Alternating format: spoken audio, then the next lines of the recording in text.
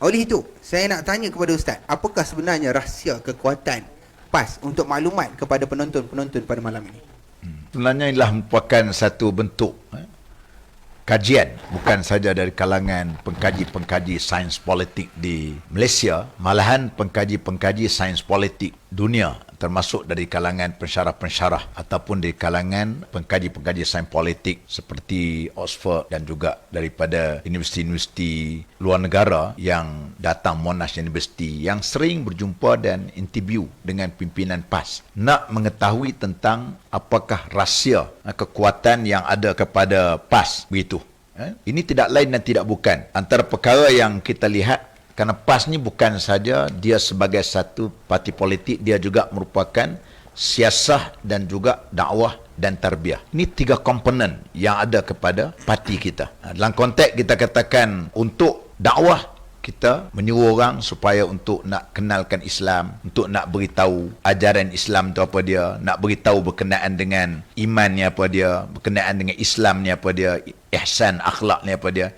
Itulah yang diajar oleh PAS. Kemudian tarbiyahnya pula, apabila orang dah faham tu, kita nak menggerakkan mereka menjadi petugas pula, menjadi seorang yang kita didik, yang kita asuh mereka untuk menjadi pemimpin daripada peringkat pemudanya, daripada peringkat cawangannya, daripada peringkat kawasannya.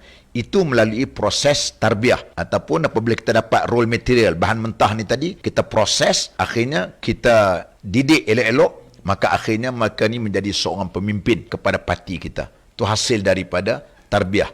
Dan politiknya pula, apabila kita sudah tentu hasil daripada dakwah, tarbiyah, maka kita di sana kita tidak lupa. Kerana dalam konsep yang perlu kita lihat, kita hendak juga kepada soal pemerintahan ataupun negara. Kenegaraan itu perlu. Sebagaimana Imam Ghazali pernah menyebut dalam kitab dia, Al-Iqtisad fil I'tiqad.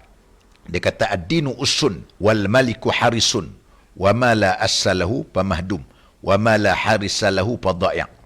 Imam Ghazali sebut, dia kata agama itu asas, manakala pemerintah itu ialah penjaga. Suatu yang tidak ada asas akan runtuh, dan suatu yang tidak ada penjaga akan hilang. Maka sebab itu lah, apa benar sekalipun, kita meletakkan dalam gerak kerja kita itu ialah agama Islam itu sebagai asas kepada gerak kerja politik kita, kepimpinan kita, tarbiyah kita, dakwah kita.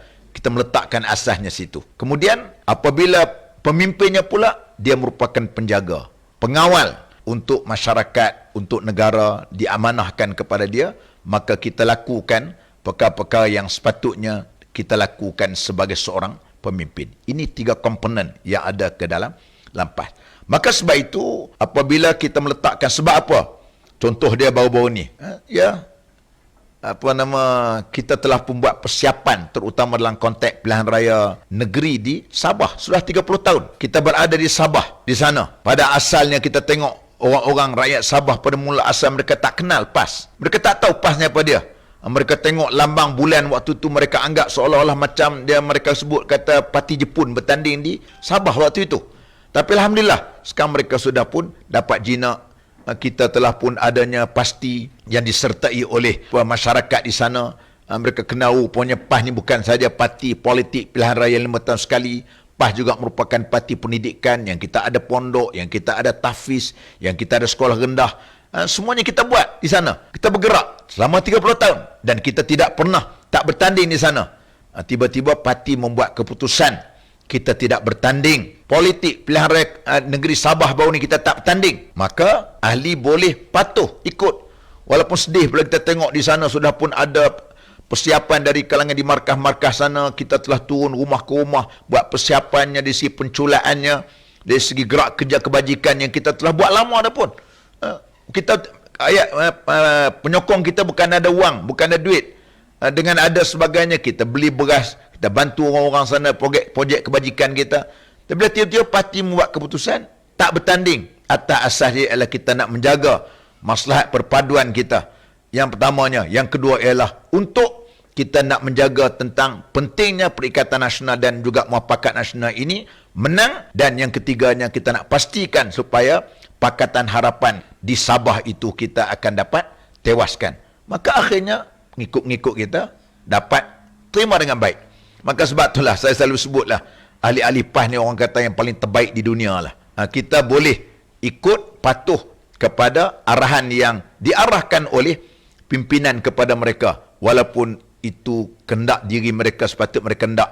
Tapi apabila keputusan yang telah dibuat, maka mereka mendengar, sami'na wa ata'na. Mereka dengar dan mereka taat. Ini rahsia yang kita letakkan yang pertama. Sebab yang keduanya, kita lihat PAS ni dalam apa gerak kerja sekalipun, kita meletakkan kerja buat kita ini, kita menyertai PAS, ialah salah satu daripada mekanisme, cara untuk kita nak melakukan kerja-kerja amal di dalam agama Allah Subhanahu Wa Taala. Maka oleh itu, dalam soal pertandingan pilihan raya, dalam soal kita nak dapat kuasa, soal sebagainya, maka itu kita bertitik tolak daripada aspek seperti begini.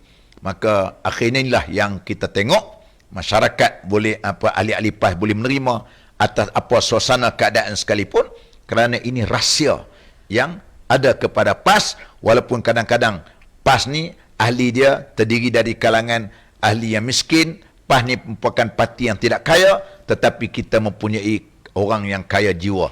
Laisal ghina ghinal mal, walakin ghina ghinan nafs. Bukanlah kaya itu kaya harta, tetapi ialah kaya kita ni kaya jiwa.